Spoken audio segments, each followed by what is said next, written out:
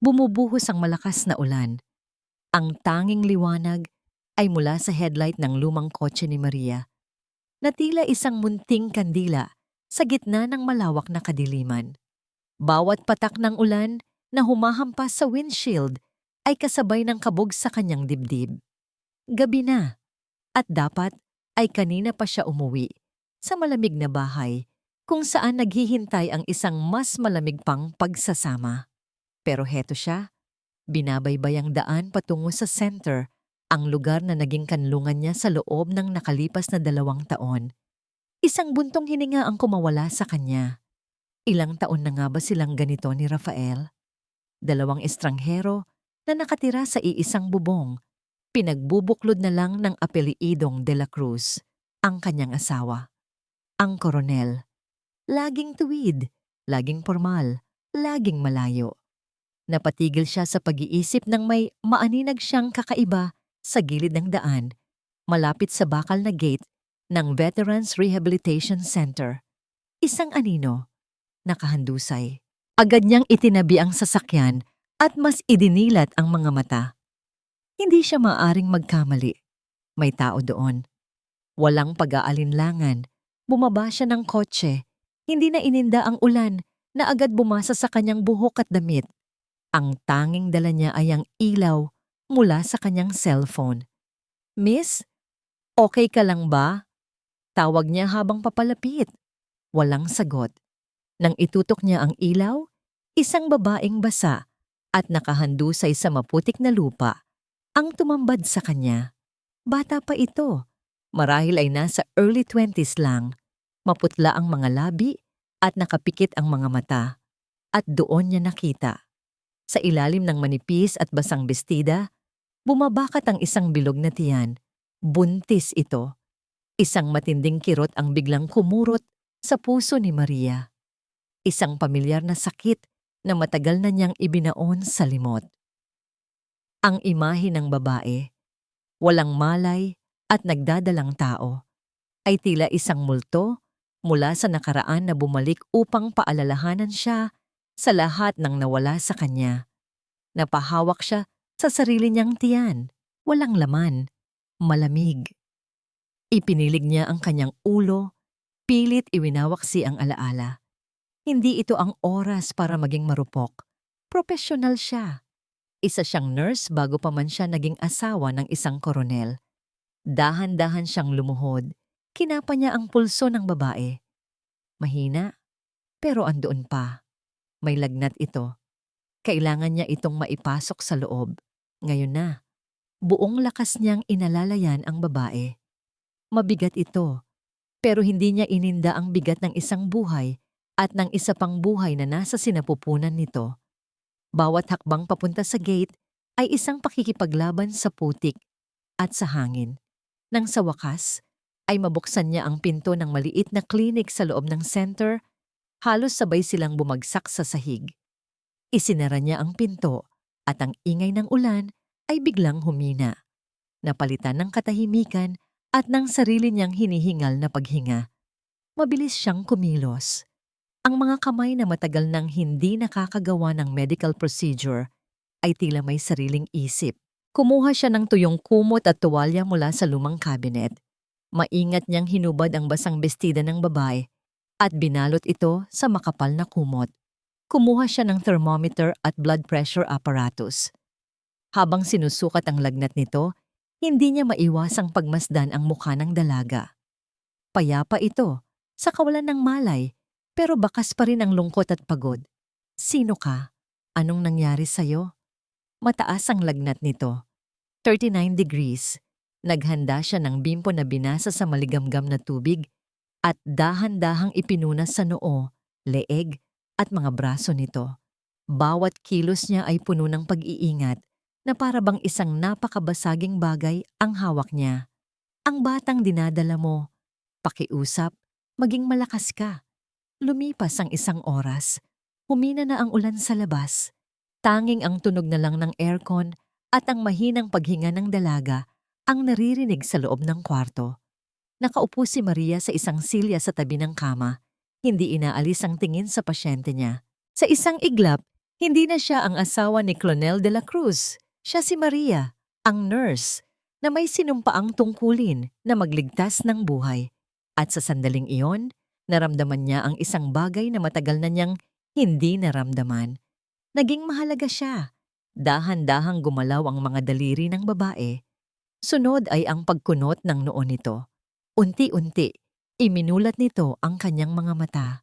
Sa una ay pagkalito ang makikita, pagkatapos ay napalitan ng takot nang makita ang isang estrangherang mukha.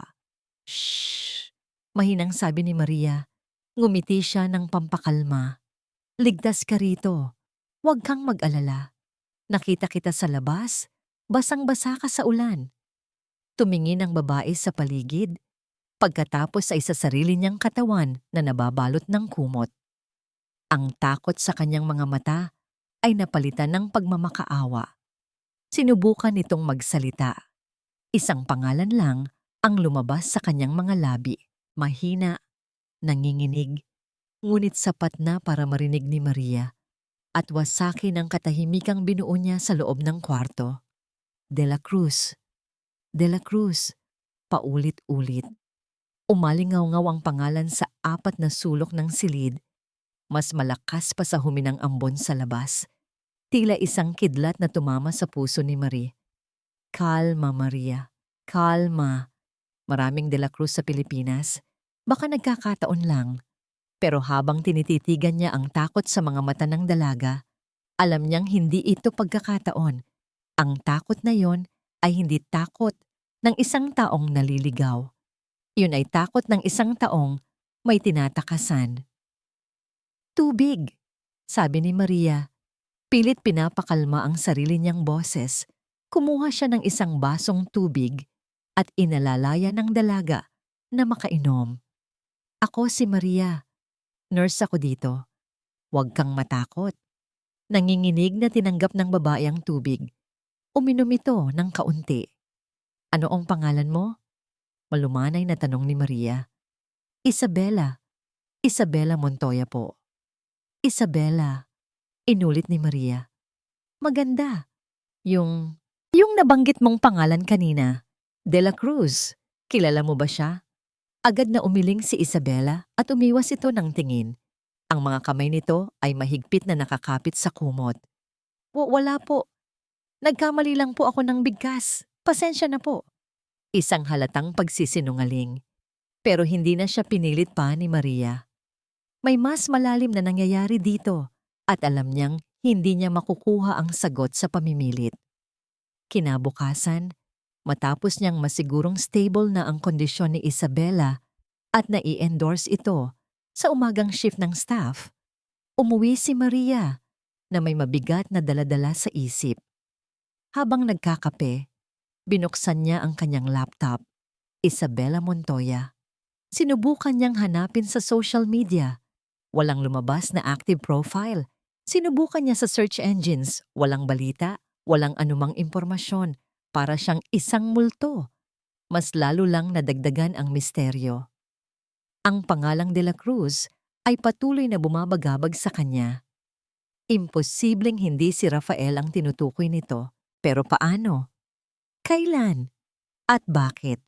Si Rafael ay isang iginagalang na koronel. Si Isabela ay isang kaawa-awang dalaga. Anong posibleng koneksyon nilang dalawa? Ang pinakasimpleng sagot ang siyang pinakamasakit. Baka babae niya ito. Pero hindi tugma. Ang takot sa mga mata ni Isabela ay hindi takot ng isang kabit na nahuli. Iba iyon. Mas malalim.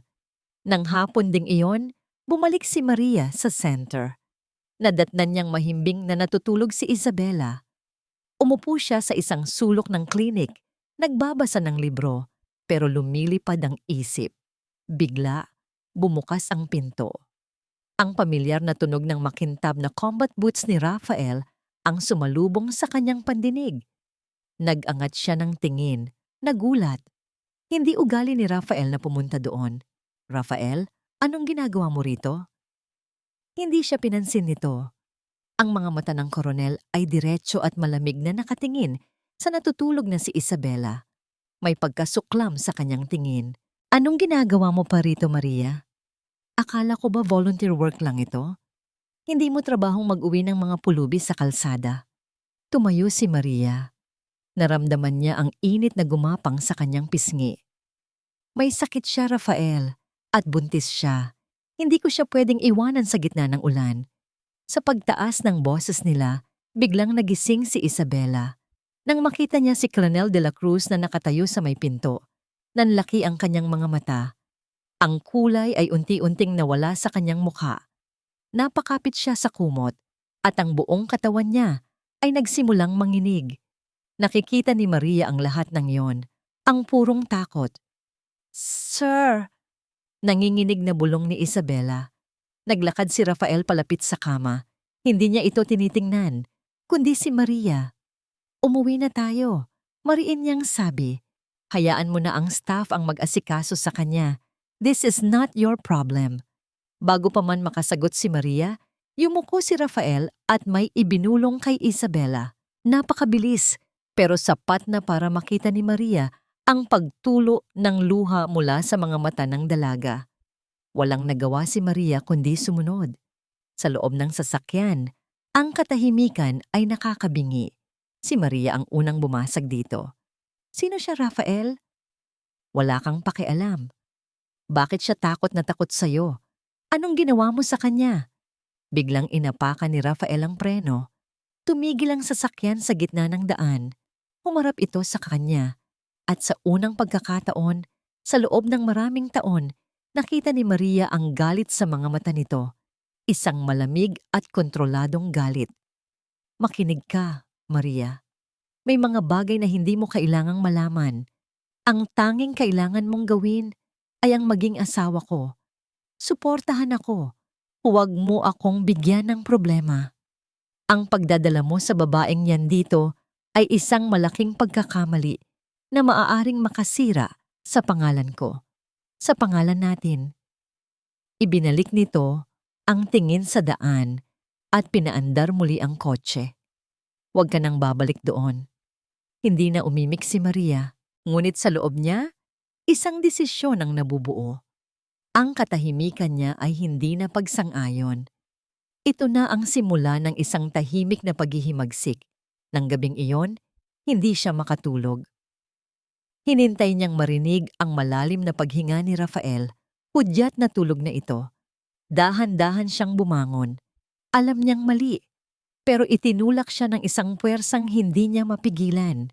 Lumapit siya sa lamesa kung saan nakapatong ang wallet at cellphone ng asawa niya. Binuksan niya ang pitaka, mga credit card, pera, military ID at sa likod ng ID may isang nakatuping litrato.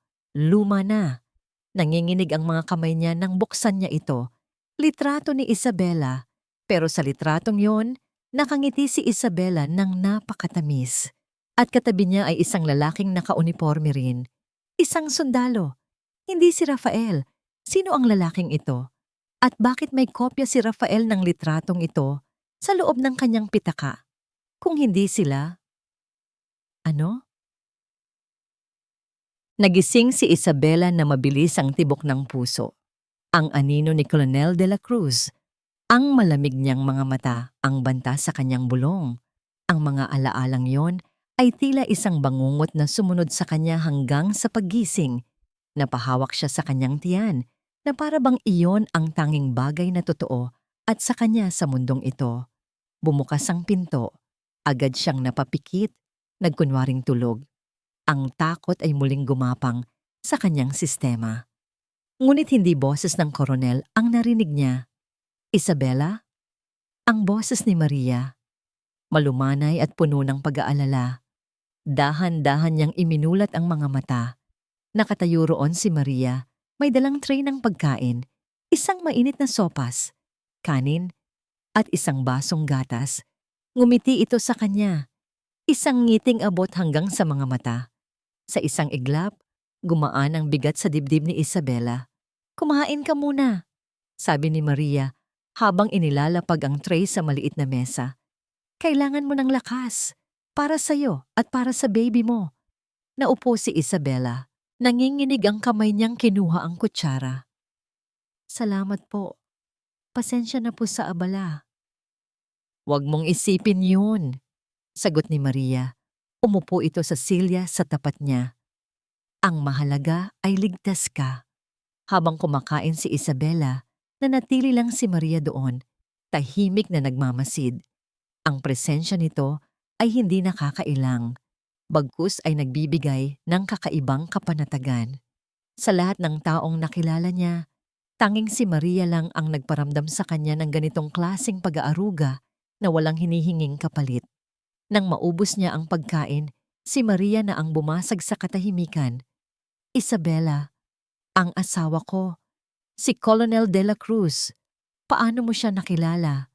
Napayuko si Isabela. Ito na, ang tanong na pinakakinakatakutan niya. Pero sa pagtingin niya kay Maria, wala siyang nakitang panghuhusga. Tanging sinserong pag-aalala lang.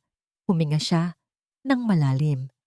Malaki po ang utang na loob ko kay Sir Rafael, panimula niya. Ang boses niya ay mahina. Nang mamatay po ang papa ko, wala po akong ibang malapitan. Mag-isa na lang po ako. Tapos, dumating pa po ang problema ko sa ama ng dinadala ko. Hindi na niya kailangang idetalye pa. Alam ni Maria ang ibig niyang sabihin. Si Sir Rafael po ang tumulong sa akin. Siya raw po ang bahala sa lahat. Pinatira niya po ako sa isang maliit na apartment. Binibigyan niya po ako ng pera para sa pagkain at sa mga check-up ko. Sabi niya, paraan daw po niya yon para makabawi sa papa ko. Magkaibigan daw po sila noon. Naalala ni Isabela ang unang beses na kinausap siya ng koronel. Formal ito at seryoso. Pero sa mga mata nito, nakita niya ang awa. O yun ang akala niya. Mabuti siyang tao, hindi ba? Tanong ni Maria. Pero may kakaibang tono sa boses nito na hindi maintindihan ni Isabela. Opo, pero nag-aalangan siyang magpatuloy. Pero may mga pinapagawa po siya sa akin na hindi ko naiintindihan. Natuwid ng upo si Maria. Anong ibig mong sabihin? May mga papeles po. Marami po. Sabi po niya, para daw po ito sa mga benepisyo at tulong medikal para sa mga pamilya ng sundalong tulad ko. Kailangan ko lang daw po pirmahan. Para daw po sa akin at sa baby ko yun. Naalala niya ang isang gabi, dinala siya ni Sir Rafael sa isang opisina. Isang tumpok ng dokumento ang nasa lamesa. Itinuro lang nito kung saan siya pipirma. Hindi na siya nagtanong pa. Sino ba naman siya para questionin ang isang koronel na tumutulong sa kanya? Ang utang na loob ay isang mabigat na kadena sa kanyang leeg. Binasa mo ba ang mga yon? Umiling si Isabela. Napahiya. Hindi po. Nagtiwala po ako sa kanya. Habang nagsasalita siya, napansin ni Isabela ang pagbabago sa itsura ni Maria. Ang kaninang malumanay na mukha nito ay dahan-dahang naging seryoso. Ang mga kamay nito na nakapatong sa kandungan ay bahagyang humigpit. Tila may mga piyesa sa isipan nito na unti-unting nagkakabit-kabit. Kaya po ako umalis sa apartment. Pagpapatuloy ni Isabela, nanginginig na ang boses. Kasi po, natatakot na po ako. Parang may mali. Parang hindi lang po tulong ang ginagawa niya. Parang pag-aari niya ako. Isang butil ng luha ang pumatak mula sa mata ni Isabela. Agad na hinawakan ni Maria ang kanyang kamay. Ang palad nito ay mainit. Ang papa mo, sabi ni Maria. Nasa militar din ba siya? Tumango si Isabela. May bahid ng pagmamalaki sa kanyang boses sa kabila ng lungkot. Opo. Si Sergeant Manuel Montoya po. Matapang na sundalo ang papa ko. Sa pagbanggit niya ng pangalan, biglang natigilan si Maria. Nakita ni Isabela ang biglaang pagbabago. Ang bahagyang panginginig ng kamay nito na hawak sa kanya. Ang kaninang seryoso nitong mukha ay biglang nabalot ng gulat. At parang pagkatuklas, binitawan nito ang kamay niya. Sinong sabi mo? Tanong ni Maria. Ang boses ay tila isang bulong na puno ng hindi makapaniwalang pag-asa at takot. Manuel Montoya po. Bakit po, Ma'am Maria? Kilala niyo po ba siya? Hindi sumagot si Maria. Nakatitig lang ito sa kawalan. Ang mga mata ay nanlalaki, na para bang isang multo mula sa napakatagal na panahon ang biglang nagpakita sa kanyang harapan. Manuel Montoya. Buong biyahe pauwi, ang pangalan ay tila isang sirang plaka sa isipan ni Maria. Hindi niya namalayan ang sarili niyang pagmamaneho. Ang mga ilaw sa daan ay lumalabo. Nagiging mga guhit na lang ng liwanag. Manuel, ang matalik na kaibigan ni Rafael sa militar noon. Ang masayahin at palatawang si Manny na laging may baong kwento at pangarap para sa kanyang pamilya. At si Manny ay patay na. Naalala niya ang gabing iyon, halos 10 taon na ang nakalipas. Umuwi si Rafael mula sa field, basang-basa ng ulan, putik-putik ang uniforme at blanko ang mga mata. Hindi ito nagsalita. Umupo lang ito sa sahig ng sala, nakatulala sa kawalan. Iyon ang unang beses na nakita niyang gumuho ang kanyang asawa. Isang ambush. Iyon lang ang sinabi nito at namatay si Manny. Pagkatapos ng gabing iyon, unti-unting nagbago si Rafael. Ang dating idealismo sa kanyang mga mata ay napalitan ng isang bagay na mas matigas, mas malamig. Ang ambisyon, ang pagkauhaw sa kapangyarihan. Doon nagsimula ang paglayo ng loob nila sa isa't isa. Ngayon, ang anak ni Manny ay nasa center. Buntis, walang matirhan, at takot sa mismong lalaking nangakong hindi pababayaan ang pamilya ng kaibigan niya. Hindi ito tama. May mali. Isang napakalaking pagkakamali. Pagdating niya sa bahay, tahimik ang lahat. Pumasok siya sa kwarto. Mahimbing na ang tulog ni Rafael, ang paghinga ay malalim at panatag. Ang kapayapaan sa mukha nito ay isang insulto sa bagabag na nararamdaman niya. Hindi siya natulog. Naghintay siya. Nang tumilaok ang hating gabi, dahan-dahan siyang bumangon. Walang sapin sa paa, naglakad siya palabas ng kwarto. Bawat hakbang ay maingat, bawat paghinga ay pinipigilan. Ang kanyang patutunguhan, ang study room ni Rafael, ang kaharian nito, ang lugar na halos hindi niya pinapasok. Pinihit niya ang seradura, hindi nakalak. Pumasok siya at isinara ang pinto ng walang tunog. Ang amoy ng lumang papel, leather, at mamahaling pabango ang sumalubong sa kanya. Maayos ang lahat. Ang mga libro ay nakahanay ng perpekto sa estante. Ang mga papeles sa ibabaw ng mahogany desk ay nakasalansan. Isang refleksyon ng kung sino si Rafael ngayon. Organisado, kontrolado, walang puwang para sa gulo. Pero hindi ang kasalukuyan ang hanap niya. Ang hanap niya ay ang nakaraan. Lumuhod siya at sinilip ang ilalim ng estante. Doon, sa pinakasulok, nakatago sa ilalim ng mga lumang dyaryo, ay isang maliit na baul na gawa sa kahoy. Ang baul ng mga alaala ni Rafael. Naalala niya, noong bagong kasal pa lang sila, madalas itong buksan ni Rafael para ipakita sa kanya ang mga laman nisyon, mga medalya, mga sulat mula sa pamilya, at mga litrato. Ngayon, ang baul ay nababalot na sa alikabok, isang simbolo ng lahat ng bagay na kinalimutan na ng kanyang asawa. Dahan-dahan niya itong hinila palabas. Ang mga bisagra ay umugong sa katahimikan. Sa loob, naroon pa rin ang lahat. Ang unang medalya ng katapangan ni Rafael, isang tuyong bulaklak na bigay niya noon. At sa ilalim ng lahat, ang isang album ng mga litrato. Nanginginig ang mga kamay niyang binuklat iyon. Mga larawan ng mga batang sundalo, payat pa. Pero puno ng pangarap ang mga ngiti. Naroon si Rafael, mas bata, mas masaya. At sa halos lahat ng litrato, katabi nito ang isang lalaking may pinakamalawak na ngiti sa lahat. Si Manuel Manny Montoya. Kinumpirma ng mga litrato ang lahat. Sila nga, ang magkaibigan, ang magkapatid sa serbisyo. May isang litrato na nakaipit sa pinakahuling pahina. Ito lang ang hindi nakadikit. Isang picture ng buong unit nila. Nakatayo sa harap ng isang helicopter. Kinuha niya ito. Tinitigan niya ang mukha ni Manny at nakita niya ang mga mata ni Isabela. Tinitigan niya ang mukha ng batang Rafael at hinanap niya ang lalaking minahal niya. Naramdaman niya ang isang sulat sa likod ng litrato. Binaligtad niya ito. Isang pamilyar na sulat kamay ang tumambad sa kanya. Ang sulat ni Rafael.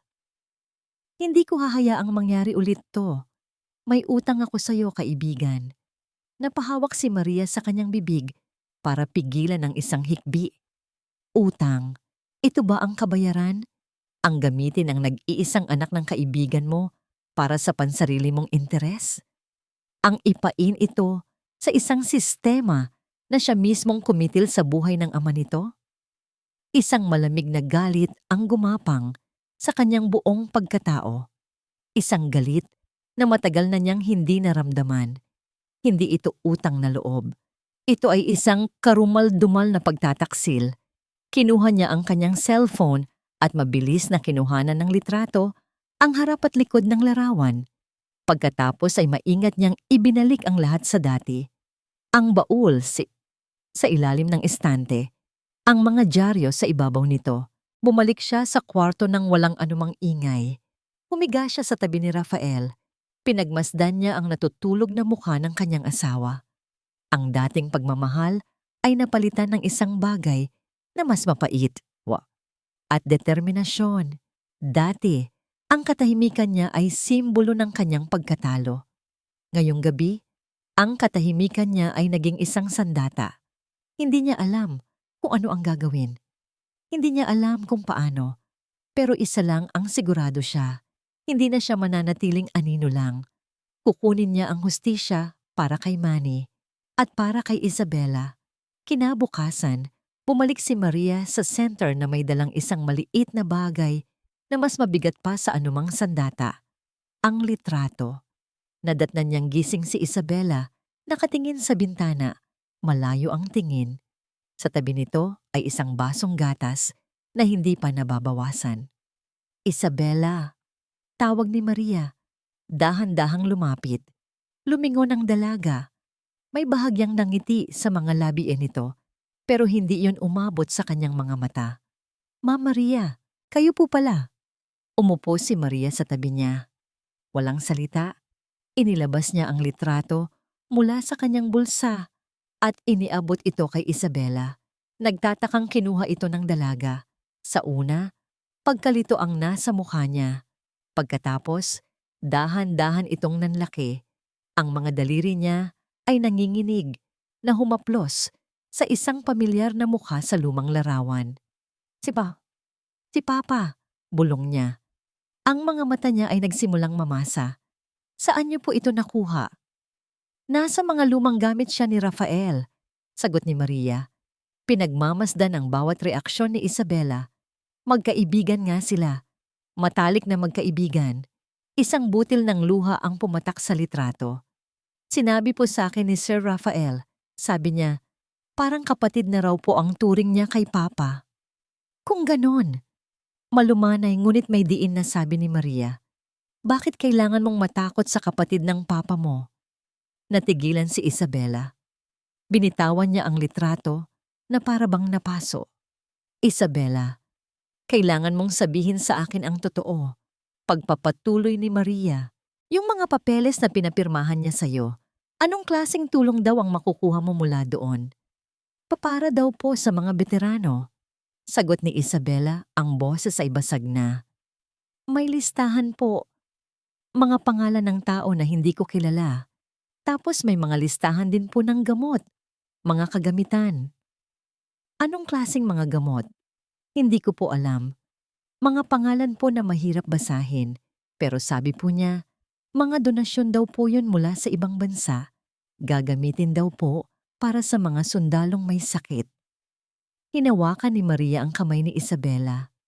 Malamig ito. Isabela, may kopya ka ba ng mga papeles na yon? Kahit isa lang. Umiling si Isabela.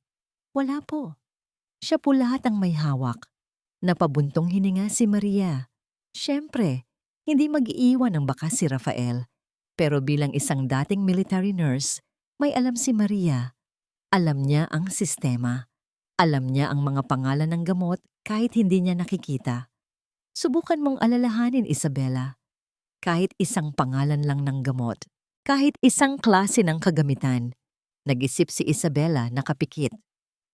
May, may isa po akong natatandaan kasi paulit-ulit kong nakikita. Oxy, something. Tapos po, may mga box na nakasulat surgical kit. Isang malakas na kabog ang naramdaman ni Maria sa kanyang dibdib. OxyContin, isang napakalakas na painkiller na mahigpit na kinokontrol. Surgical kits, mga kagamitang para lang sa operating room. Hindi ito mga simpleng donasyon. Ito ay mga high-value medical supplies. At bigla, lahat ay nag-ugnay-ugnay sa kanyang isipan. Ang mga pangalan na hindi kilala ni Isabela, mga ghost patient, ang mga gamot at kagamitan na may mataas na halaga, mga supply na ibinebenta sa black market, ang paggamit sa pangalan ng anak ng isang bayani, ang perpektong takip sa isang maruming operasyon, ang kabaitan ni Rafael. Hindi iyon kabaitan, iyon ay isang pamumuhunan. Ginamit niya ang kahinaan at utang na loob ni Isabela para gawin itong sentro ng kanyang korupsyon. Ginamit niya ang pangalan ng patay niyang kaibigan para pagtakpan ang kanyang krimen. Napatingin si Maria kay Isabela. Ang dalaga ay nakatingin din sa kanya, puno ng pagkalito. Pero nakikita niya ang unti-unting pagkaunawa sa mga mata nito habang pinagmamasdan ng reaksyon sa mukha ni Maria. Ginamit niya ako, bulong ni Isabela, hindi sa kanya, kundi sa sarili. Ginamit niya lang ako. Hindi na kailangan ni Maria na sumagot. Nagkatinginan sila, dalawang babae na biktima ng iisang lalaki sa magkaibang paraan. Ang isa ay biktima ng kanyang panlalamig at pagbabaliwala. Ang isa ay biktima ng kanyang huwad na kabaitan at manipulasyon. Sa sandaling iyon, ang galit ni Maria ay hindi na lang para sa sarili niya. Ang galit niya ay para na rin kay Isabela. At sa batang dinadala nito, hindi na siya iiyak. Tapos na ang panahon ng pagluha. Ngayon, panahon na para lumaban. Niyakap niya si Isabela. Isang yakap na mahigpit. Isang yakap na nangangakong hindi na ito nag-iisa. Huwag kang mag-alala, bulong ni Maria. Hindi ko hahayaang masira niya ang buhay mo. Aayusin natin to. Bago pa man makasagot si Isabela, bumukas ang pinto ng klinik. Ang tunog ng makintab na combat boots ang unang narinig nila. Nakatayo roon si Lieutenant Sarmiento, ang tapat na alagad ni Rafael. Nakangiti ito, ngunit ang nangiti ay hindi umabot sa kanyang mga mata. Good afternoon, Ma'am Navarro. Bati nito. Ang tingin ay lumipat kay Isabela. Napadaan lang. Kamusta na raw po ang pasyente ninyo? Sabi ni Colonel. Ang pagdating ni Lieutenant Sarmiento ay tila isang malamig na hangin na biglang pumasok sa silid. Agad na humigpit ang yakap ni Maria kay Isabela na para bang isa siyang inahing manok na poprotekta sa kanyang sisiw. Naramdaman niya ang panginginig ng dalaga sa kanyang mga braso. Maayos na siya, Lieutenant. Sagot ni Maria. Ang boses ay kalmado ngunit matigas. Hindi niya ito tinitingnan sa mata. Sa halip, inalalayan niya si Isabela na maupo pabalik sa kama. She just needs rest. Naglakad si Sarmiento papasok. Bawat hakbang ay may bigat. Bawat kilos ay kalkulado. Huminto ito sa paanan ng kama. Ang tingin ay nakapako kay Isabela. Mabuti naman kung ganon, sabi nito. Ang nangiti ay hindi pa rin nawawala. Nag-aalala kasi si Colonel. Baka raw kung ano na ang nangyari sa babae niya. Sinadya ang pagdidiin sa huling salita. Isang patutsada. Isang paraan para ipamukha kay Maria ang posisyon niya. Hindi kumibo si Maria. Alam niya ang laro. Kung papatulan niya ito, talo siya. Pakisabi sa Colonel, salamat sa pag-aalala. Simpleng sagot ni Maria. Pero kaya ko nang alagaan ang pasyente ko. Ang salitang pasyente ko ay ang kanyang ganti. Isang paraan para ipakitang wala itong jurisdiksyon sa lugar na yon. At lalong-lalo na kay Isabela. Tumingin sa kanya si Sarmiento. Sa wakas, nawala ang nawaang ngiti nito. Napalitan iyon ng isang blangkong ekspresyon na mas nakakatakot. Ma'am Navarro, sabi nito sa mababang boses, alam nyo, sa militar may tinatawag kaming chain of command. May mga utos na sinusunod at may mga bagay na hindi dapat pinapakialaman ng mga taong hindi kasama sa operasyon. Hindi na ako nasa militar, Lieutenant. Sagot ni Maria buo ang loob. At isa itong civilian facility. Ang tanging chain of command na sinusunod ko dito ay ang sinasabi ng konsensya ko. Isang segundo ng katahimikan, tila isang laban ng titigan ang naganap sa pagitan nilang dalawa, si Sarmiento, ang ahas na sugo ng kanyang asawa, at si Maria, ang babaeng pagod ng matakot. Biglang tumawa ng mahina si Sarmiento, isang tawang walang saya. Naiintindihan ko, sabi nito. Maarte nitong inayos ang kanyang uniforme, pero minsan ma'am, ang konsensya nakakamatay. May kinuha ito mula sa bulsa ng kanyang pantalon. Isang folder. Sadya nitong ibinagsak yon sa sahig, malapit sa paanan ni Maria. Nagkalat ang mga papel. Nang yumuko ito para pulutin ang mga iyon, bahagyang umangat ang laylayan ng kanyang polo. At doon, sinadya nitong ipakita ang isang bagay na nakasukbit sa kanyang baywang, isang itim na baril. Hindi ito nagsalita. Hindi na kailangan. Ang mensahe ay malinaw. Matapos pulutin ang mga papel, tumayo ito at muling ngumiti. Sige po ma'am, babalik na po ako sa kampo. Ipapaabot ko na lang po ang pagbati ninyo kay Colonel. Nagsaludo ito at tumalikod na. Nang magsara ang pinto, noon lang napansin ni Maria na pinipigilan pala niya ang kanyang paghinga. Napaapahawak siya sa gilid ng kama para suportahan ang sarili. Ang kanyang mga tuhod ay tila naging halaya. Tapang. Iyon ang ipinakita niya. Pero sa loob-loob niya, nilalamon siya ng takot. Hindi na ito simpleng korupsyon. May kasama na itong panganib, isang direktang banta sa kanyang buhay. Pero nang tumingin siya kay Isabela, na ngayon ay umiiyak ng tahimik, alam niyang hindi siya pwedeng sumuko. Shh! Tahan na! Sabi niya habang hinahaplos ang buhok ng dalaga. Wala siyang gagawin. Pinapatakot niya lang tayo. Pero kailangan niyang kumilos at kailangan niyang kumilos ng mabilis. Nang gabing iyon, matapos niyang masigurong ligtas at nakakandado ang pinto ng klinik, umuwi si Maria. Hindi siya pumasok sa kwarto. Dumiretso siya sa study room. Inilabas niya ang isang lumang laptop na hindi na ginagamit. Sinimulan niyang isulat ang lahat. Ang pangalan ni Manuel Montoya, ang kwento ni Isabela, ang mga pangalan ng gamot, ang pagbisita ni Sarmiento.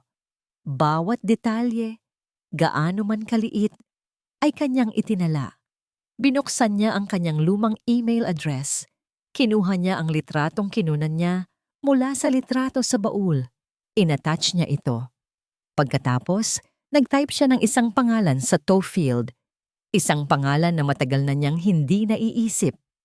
Ang tanging tao sa militar na pinagkakatiwalaan pa niya, ang dating mentor ni Rafael at ang pinakamataas na opisyal na mayroon pa ring reputasyon ng integridad. General Antonio Reyes. Isinulat niya ang pinakamaikli, ngunit pinakamabigat na sulat sa buong buhay niya. Puno ng respeto, ngunit puno rin ng desperasyon. Natapos niya ang lahat bago maghating gabi. Handa na siyang i-click ang send. Pero bago pa man dumapo ang kanyang daliri sa mousepad, narinig niya ang tunog ng sasakyan ni Rafael sa garahe. Mas maaga itong umuwi kaysa sa karaniwan. Mabilis, pero nanginginig ang mga kamay. Isinara niya ang laptop. Ibinaba niya ang screen, ngunit hindi niya na ito na-shutdown. Itinago niya ito sa ilalim ng sofa, sa likod ng mga lumang libro. Kasabay ng pagbukas ng pinto ng study room, ang pagtayo niya, ang puso niya ay kumakarera na parang kabayong wala ng bukas. Nakatayo roon si Rafael, hindi naka-uniforme. Nakatingin ito sa kanya, hindi galit. Isang bagay na mas masahol pa. Disappointed. Ano ang ginagawa mo dito, Maria? Tanong nito. Ang boses ay kalmado na nakakakilabot. Walang emosyon sa mukha ni Rafael. Walang galit, walang sigaw. Iyon ang mas nakakatakot. Ang katahimikan niya ay tila isang ulap ng bagyo na nagbabadya ng matinding pinsala. Naglilinis lang ako, palusot ni Maria. Pilit na iwinawaksi ang panginginig sa kanyang boses. Masyado nang maalikabok dito. Hindi ito kumibo. Ang mga mata nito ay nilibot ang buong silid na para bang may hinahanap. Pagkatapos, ang tingin nito ay bumalik sa kanya. "Maupo ka, Maria," sabi nito. Ang boses ay hindi pakiusap, kundi isang utos. Sumunod si Maria. Naupo siya sa isang antigong silya na katapat ng mahogany desk ng asawa niya. Pakiramdam niya ay isa siyang kriminal na iimbestigahan. Umupo si Rafael sa kanyang silya, sa likod ng lamesa.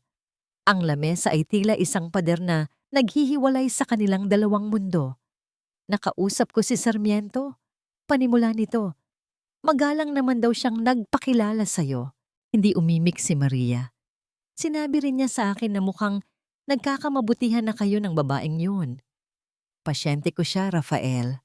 "Hindi," mariing sabi ni Rafael, at sa unang pagkakataon, isang kislap ng galit ang gumuhit sa mga mata nito. "Problema ko siya.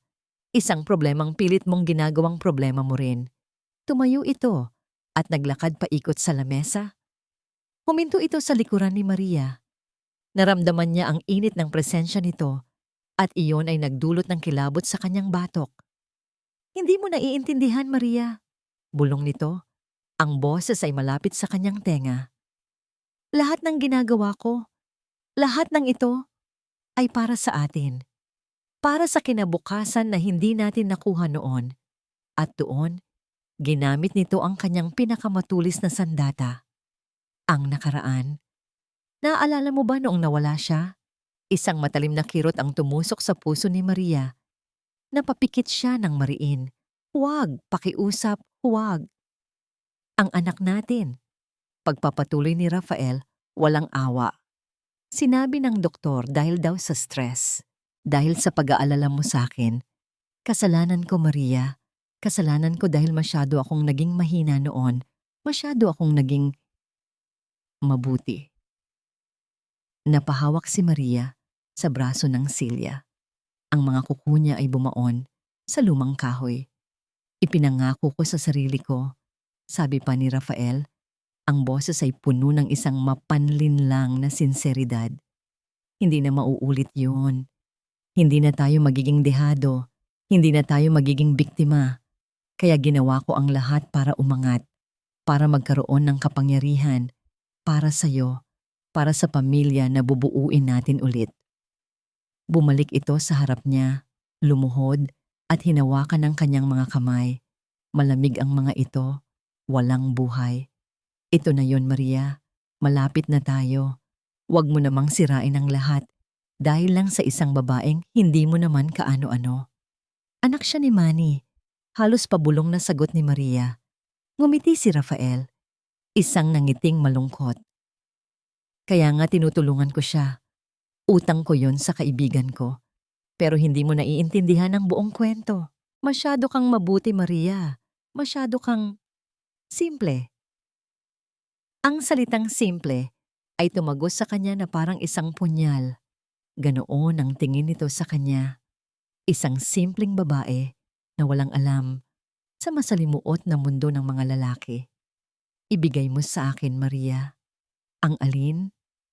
"Kung ano man ang nahanap mo, kung ano man ang binabalak mo, ibigay mo sa akin. At kakalimutan natin ang lahat ng ito. Babalik tayo sa dati." Katahimikan. Alam niyang hindi niya kayang manalo. Hindi sa ganitong paraan. Ginamit nito ang pinakamalaking kahinaan niya laban sa kanya. Ang pagiging ina na hindi natuloy. Walang pag-asang tumingin si Maria sa ilalim ng sofa kung saan nakatago ang laptop. Ngunit alam niyang hindi yon ang hanap ni Rafael. May iba pa. Sa ilalim ng kama, mahinang sabi niya. Tumayo si Rafael. Pumasok ito sa kwarto nila. Pagbalik, dala na nito ang isang maliit na kahon. Ang kahon kung saan itinago niya ang mga kopya ng dokumento na nakuha niya mula sa isang kaibigang clerk sa City Hall, mga papeles na nakapangalan kay Isabela. Binuksan ito ni Rafael. Tiningnan niya ang laman. Pagkatapos, tumingin ito sa kanya. Ito lang ba? Tumango si Maria. Ang mga luha ay nagsimula nang mamuo sa kanyang mga mata. Hindi dahil sa takot, dahil sa pagkatalo. Kinuha ni Rafael ang kahon. Hindi ito nagsalita. Naglakad ito papunta sa pinto.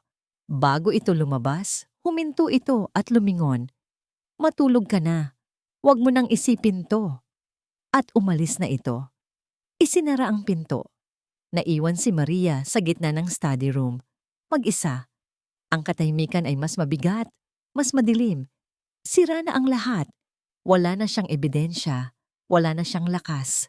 Ang tanging alas niya ay ang isang draft ng email sa isang laptop na hindi pa naipadala. Isang email na maaaring paniwalaan o hindi. Kinuha niya ang kanyang cellphone. Nanginginig ang mga kamay na binuksan niya ito. Nagbabaka sakali. At doon, isang mensahe mula sa isang numerong hindi rehistrado ang nag-aabang. Isang mensaheng tila huling pako sa kanyang kabaong. 5 salita lang, huwag kang magtiwala kay General Reyes. Sa loob ng kanyang malawak at tahimik na opisina, nakaupo si General Antonio Reyes. Hating gabi na. Ngunit ang ilaw lang mula sa kanyang desk lamp ang nagsisilbing liwanag sa silid. Sa labas, ang buong kampo ay natutulog na. Ngunit para sa general, ang gabi ay oras para sa mga desisyong hindi maaaring gawin sa liwanag ng araw. Nasa ibabaw ng kanyang lamesa ang isang manipis na sulat. Hindi ito opisyal na dokumento. Hindi ito nakasulat sa typewriter. Ito ay sulat kamay ng isang babae. Ang mga letra ay bahagyang nanginginig, ngunit puno ng determinasyon. Maria Celeste Navarro. Asawa ni Colonel de la Cruz, napahilot si General Reyes sa kanyang sentido. Kanina pa niya natanggap ang email. Binasa na niya ito ng paulit-ulit. Sa una, ang naramdaman niya ay inis. Isang away mag-asawa na idinadamay pa ang kanyang opisina. Kilala niya si Rafael. Mula pa nung ito'y isang batang tenyente, nakita na niya ang potensyal nito. Matalino, agresibo, isang natural na leader. Itinuring niya itong parang isang anak-anakan sa serbisyo. Ang paniwalaan ang sulat na ito ay parang pagtataksil na rin sa sarili niyang husga. Ngunit si Maria, naaalala niya ito, isang tahimik ngunit matalinong babae, isang nurse na may dedikasyon. Hindi ito ang tipo ng babae na gagawa ng kwento. Babaliwalain na sana niya ang sulat.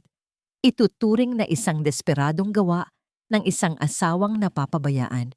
Ngunit may isang detalye, isang maliit na detalye na bumabagabag sa kanya. Isang listahan ng mga medical supplies at isang particular na pangalan ng gamot, OxyContin, at isang designation ng kargamento, Cargo Designation 7B. Tumayo siya at lumapit sa isang steel cabinet sa sulok ng kanyang opisina. Binuksan niya ito.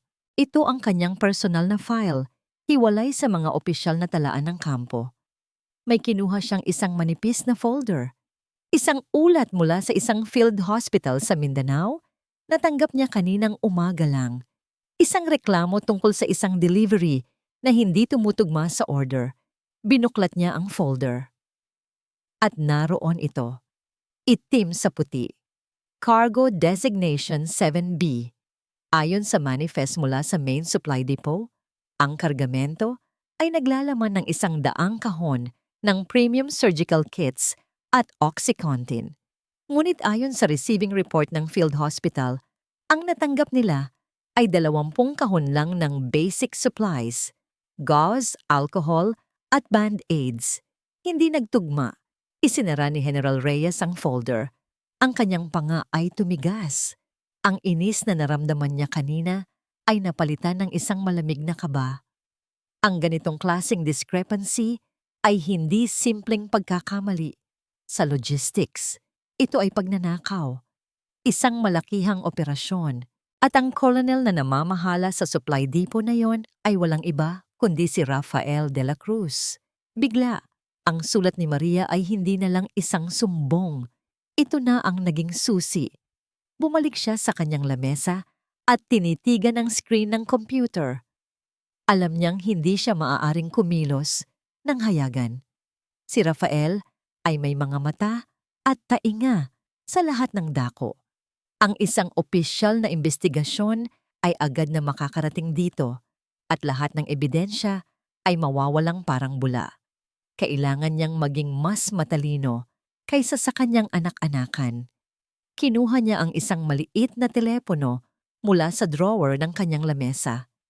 Isang lumang modelo, hindi isang smartphone. Ang kanyang secure line. Nagdial siya ng numero.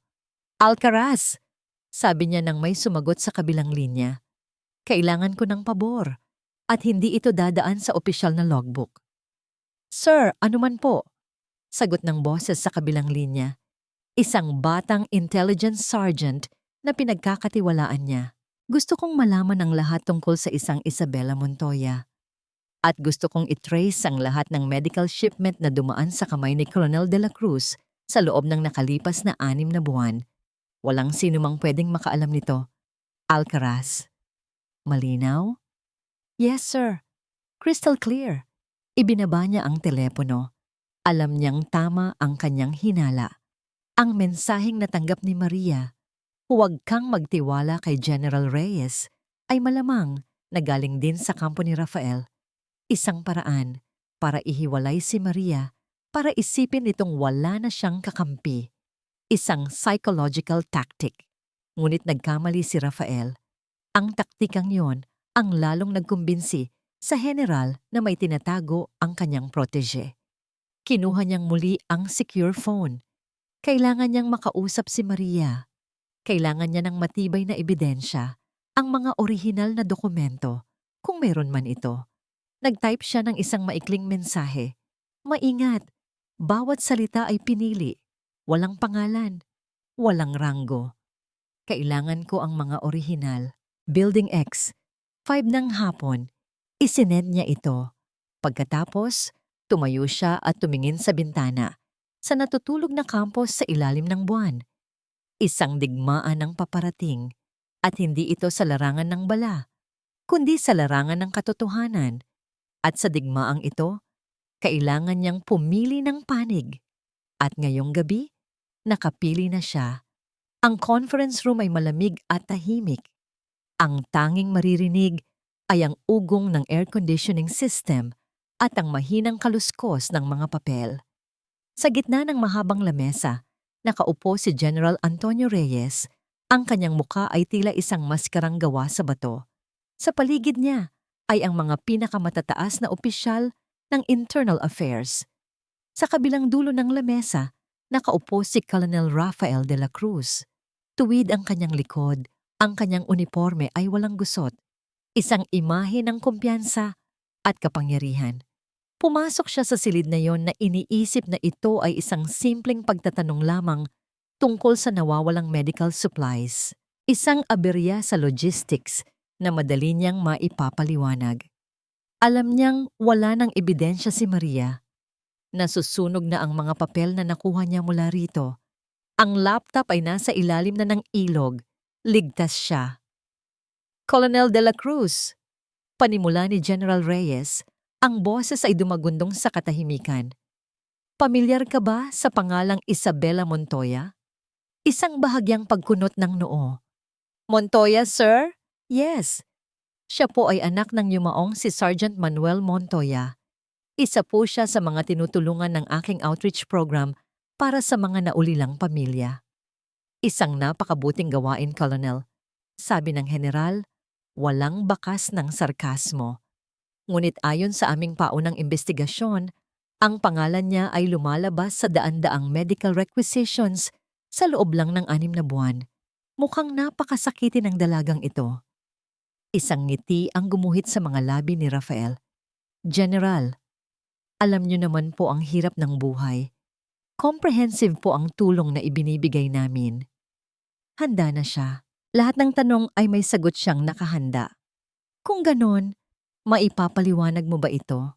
Inilapag ni General Reyes ang isang folder sa gitna ng lamesa at itinulak ito papunta kay Rafael. Ang kopya ng manifest ng Cargo Designation 7B at ang receiving report mula sa Mindanao, tiningnan ito ni Rafael, hindi nagbago ang kanyang ekspresyon. Isang malinaw na clerical error, sir. Nangyayari po talaga ang mga ganyan. Itatama ko po agad ang pagkakamali. Hindi na kailangan, Colonel, sabi ng general, dahil meron tayong testigo na magpapatunay na hindi ito isang pagkakamali. Bumukas ang pinto sa gilid ng silid at mula doon, lumabas si Maria. Hindi siya nakatingin kay Rafael. Ang kanyang mga mata ay diretso at matatag na nakatuon kay General Reyes.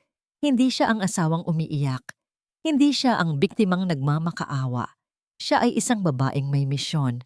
Ang kumpiyansa sa mukha ni Rafael ay unti-unting naglaho, napalitan ng hindi makapaniwalang pagtingin. Maria, anong ginagawa mo dito? Colonel, manahimik ka, maring utos ng general. Mrs. Navarro, maaari mo nang simulan. Hindi na kailangan ni Maria ng mga papel na sinunog ni Rafael dahil ang lahat ng ebidensya ay nasa kanyang isipan. Nagsimula po ang lahat 10 taon na ang nakakaraan nang mamatay si Sergeant Manuel Montoya. Nagsalita si Maria, ang kanyang boses ay kalmado, bawat salita ay malinaw. Isinalaysay niya ang lahat. Ang pagbabago ni Rafael, ang paggamit nito sa pangalan ni Isabela, ang mga gamot, ang pagbisita ni Sarmiento, ang pananakot. Hindi siya nag-akusa. Naglahad lang siya ng mga katotohanan, isa-isa, na tila mga piyesa ng isang masalimuot na puzzle. Si Rafael ay napailing-iling na lang. Walang katotohanan ang lahat ng yan. Gawa-gawa lang yan ng isang asawang selosa at puno ng imahinasyon. Kung ganon, Colonel, sabi ni General Reyes, bakit may kopya ng military ID ni Sergeant Montoya ang aming testigo na may sulat kamay mo sa likod? Ipinakita ng isang aide ang isang larawan sa malaking screen sa pader. Ang litrato mula sa baul. Ang litrato na naipadala ni Maria sa kanyang email bago pa man makuha ni Rafael ang laptop. Ang mukha ni Rafael ay namutla. At bakit may record kami ng isang tawag mula kay Lieutenant Sarmiento sa isang asset? Inuutusan itong magpadala ng isang text message kay Mrs. Navarro para sirain ang tiwala niya sa akin? Natigilan si Rafael. Nagsimula siyang mamawis. At ang pinakahuli sa lahat, Colonel, bumukas muli ang pinto. Kasama ang isang aide, pumasok si Isabela. Ang kanyang tiyan ay mas malaki na ngayon. Ang kanyang mukha ay payat pa rin, ngunit wala na ang takot sa kanyang mga mata. Napalitan iyon ng isang tahimik na lakas. Nang makita ni Rafael si Isabela, doon na siya tuluyang gumuho. Hindi isang malakas na pagbagsak, kundi isang tahimik na pagkasira mula sa loob. Ang kanyang mga balikat ay nanghina. Ang kanyang paghinga ay naging mabigat. Tila lahat ng hangin sa silid ay nawala. Hindi siya makatingin sa mga opisyal. Hindi siya makatingin kay General Reyes. Ang kanyang mga mata ay napako sa iisang tao lamang, kay Maria. Ang babaeng minamaliit niya. Ang babaeng tinawag niyang simple. Ang babaeng sinaktan niya ng paulit-ulit. Hindi niya nakita sa mga mata ni Maria ang paghihiganti. Hindi niya nakita ang galit o kasiyahan sa kanyang pagbagsak. Ang nakita niya ay isang bagay na mas masakit pa. Hindi na niya kailangang umamin. Ang kanyang pagsuko ay nakasulat na sa buong mukha niya. Tumingin siya kay Maria. Ang mga mata ay puno ng pagkalito at sakit. Isang tanong lang ang namutawi sa kanyang mga labi. Isang tanong na hindi para sa korte, kundi para sa puso ng babaeng minsang minahal niya. Bakit? Lumipas ang ilang buwan. Ang malamig na hangin ng Vermonts ay nagsisimula ng maramdaman. Ang tanong ni Rafael sa conference room, ang desperado at sawi niyang bakit, ay matagal nang nanatili sa isipan ni Maria. Ngayon, sa loob ng isang tahimik at puting silid, Sa isang pampublikong ospital, habang pinagmamasdan ang sikat ng araw na tumatama sa bintana, sa wakas ay may sagot na siya. Hindi niya ito sinabi kanino man. Isang sagot na para lang sa kanyang sarili. Dahil iyon ang tama. Dahil ang pagtakip sa kasalanan ay parang lason na unti-unting pumapatay sa kaluluwa. At pagod na siyang mamatay sa loob-loob niya araw-araw. Isang mahinang tunog ng pag-iyak ng sanggol ang pumutol sa kanyang pag-iisip. Napangiti si Maria. Lumapit siya sa kama kung saan nakahiga si Isabela. Karga-karga ang isang maliit na anghel na nababalot ng kulay rosas na kumot. Ang ganda-ganda niya, mahinang sabi ni Maria. Ngumiti si Isabela, isang nangiting totoo at puno ng pagmamahal. Wala na ang bakas ng takot at pag-aalala sa mukha nito. Salamat po sa lahat, Ma'am Maria. Kung hindi po dahil sa inyo, hindi na nito na ituloy ang sasabihin. Ang mga luha ng pasasalamat ang nagpatuloy para sa kanya. Hinawakan ni Maria ang kamay niya. Tapos na ang lahat, Isabela. Simula na ito ng bagong buhay para sa inyong dalawa. Opo, sabi ni Isabela habang hinahaplos ang malambot na pisngi ng sanggol. At gusto ko pong malaman niyo na may pangalan na po siya. Tumingin ito kay Maria. Ang mga mata ay nagniningning. Celeste. Pinangalanan ko po siyang Celeste. Sa isang iglap, ang lahat ng sakit na dinanas ni Maria sa loob ng maraming taon, ang kalungkutan, ang pangungulila, ang katahimikan, ay tila nahugasan ng mga luhang biglang bumalong sa kanyang mga mata. Ngunit sa pagkakataong ito, hindi ito luha ng pighati. Ito ay luha ng paghilom. Makalipas ang isang linggo, nakatayo si Maria sa harap ng isang bakanteng lote. Hawak niya ang isang rolyo ng papel, ang blueprint para sa kanyang maliit na pangarap. The Montoya Navarro Clinic for Veterans Families. Isang libreng klinika na itatayo niya mula sa sarili niyang ipon at sa tulong ng ilang donasyon. Huminga siya ng malalim. Ang hangin ay sariwa. Ang araw ay mainit. Pakiramdam niya ay ngayon lang ulit siya tunay na nakahinga. Isang itim na sasakyan ng militar ang huminto sa kanyang tabi. Bumaba mula rito si General Antonio Reyes, hindi na naka-uniforme, kundi nakasimpleng polo shirt lang. Magandang umaga, Maria. Bati nito. General, ngumiti si Maria. Nakita ko sa balita ang tungkol sa malawakang reforma sa military medical course, sabi ni Maria. Congrats po. Tumango ang general, isang bahagyang ngiti ang sumilay sa kanyang mga labi. Hindi yon mangyayari kung hindi dahil sa'yo. Ikaw ang nagpaalala sa amin kung ano ang tunay na kahulugan ng uniforming ito. Utang namin sa'yo ang katapangang ito. Nagpasalamat si Maria. Nag-usap pa sila ng sandali bago tuluyang nagpaalam ang general. Nang hapong iyon, pag-uwi niya sa maliit na apartment na nilipatan niya, may isang sulat na nag-aabang sa kanya sa ibabaw ng lamesa. Galing sa Bureau of Corrections. Ang sulat kamay sa labas ng sobre ay pamilyar. Kay Rafael. Kinuha niya ito. Ang mga daliri niya ay hindi nanginginig. Ang puso niya ay kalmado. Dinala niya ang sulat sa may bintana. Ang araw ay papalubog na. Nag-iiwan ng mga kulay kahel at lila sa kalangitan. Tinitigan niya ang sobre. Ano kaya ang laman nito? Mga salita ng pagsisisi, panunumbat, pagpapaliwanag. Ngunit habang pinagmamasdan niya ang paglubog ng araw, napagtanto niya ang isang bagay. Hindi na mahalaga. Ang mga salita ni Rafael, anuman ang mga iyon, ay bahagi na ng nakaraan. Ang kapatawaran ay hindi niya ibibigay dahil sa isang sulat.